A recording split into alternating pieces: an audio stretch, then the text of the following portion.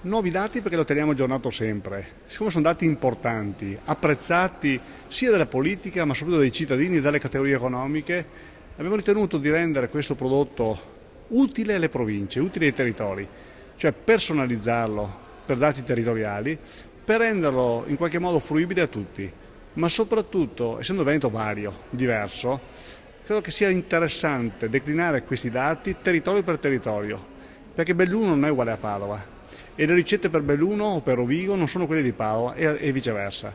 Quindi dare a questi dati una prospettiva di sviluppo, interpretarli e progettare il futuro va personalizzato e va reso vicino al territorio.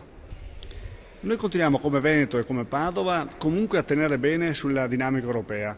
Tutti i nostri dati sono simili ai parametri europei, quindi una regione che mantiene un ottimo dato sul piano dello sviluppo.